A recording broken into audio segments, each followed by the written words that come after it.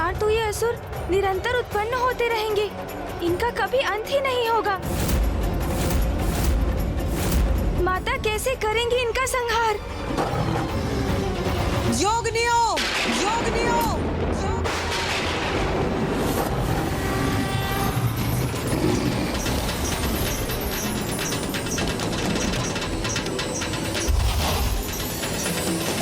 या रक्तारुधिरांबरा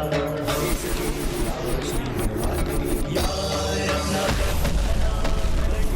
विष्णु स्वयागे समां पातु मनोरमा भगवती लक्ष्मीश्च पद्मावती।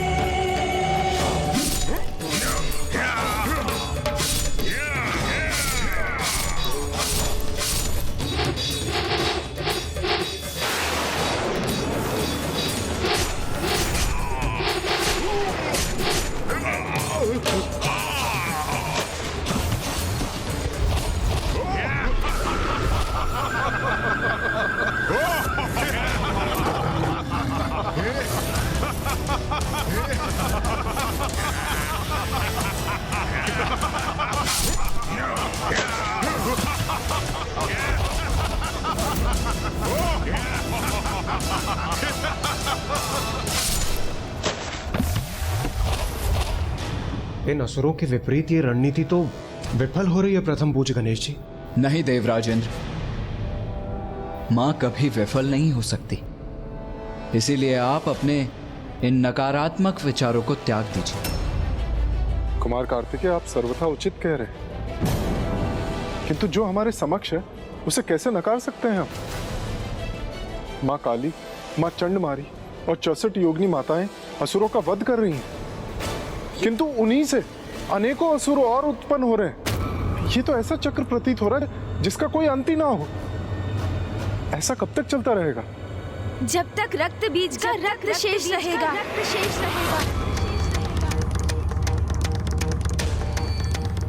हाँ, यह तो उचित है।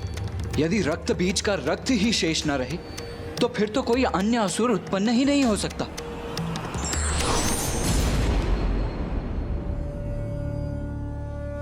प्रणाम ब्रह्मदेव। गणेश सर्वथा उचित कह रहा है, किंतु रक्त बीज का रक्त नष्ट कैसे होगा?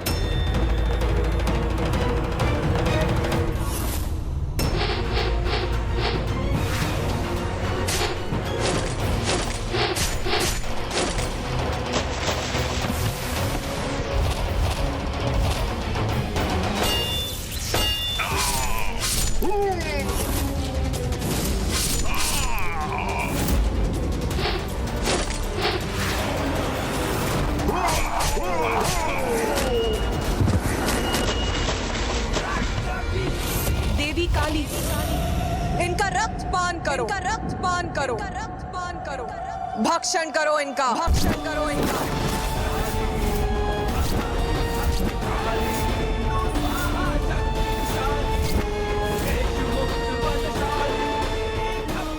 मेरे और मेरे असुरों के रक्त का पान करेंगी ये, तब तो संभव है कि मेरा अंत हो जाएगा।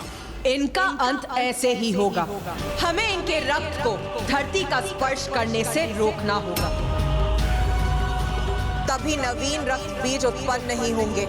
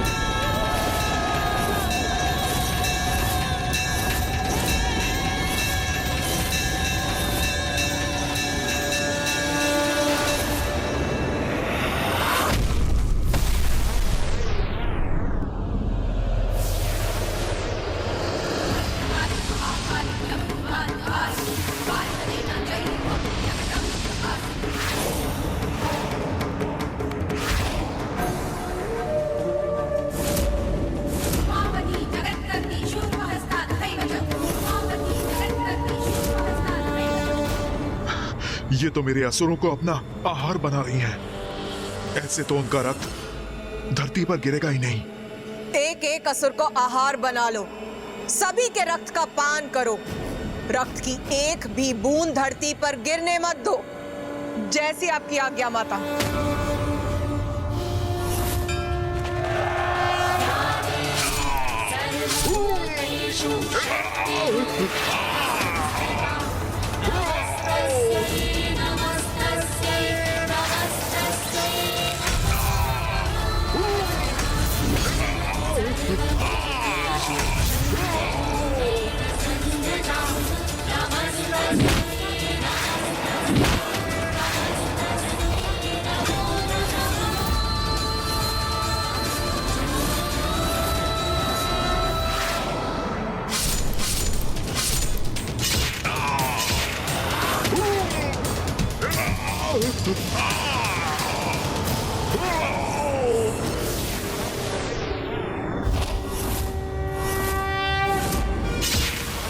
इन असुरों का रक्तपान अकेले कैसे करेंगी माँ काली?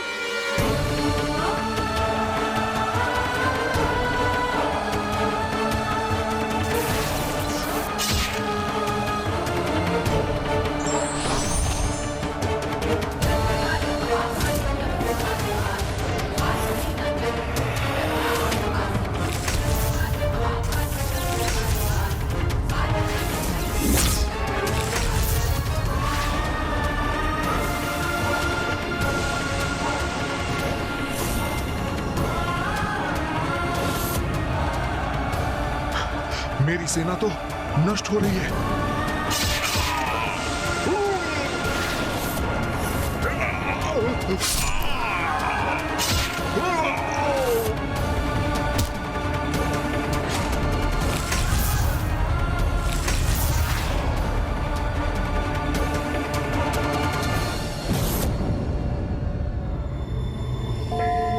माँ महाकाली तो अपने उग्रतम रूप में है।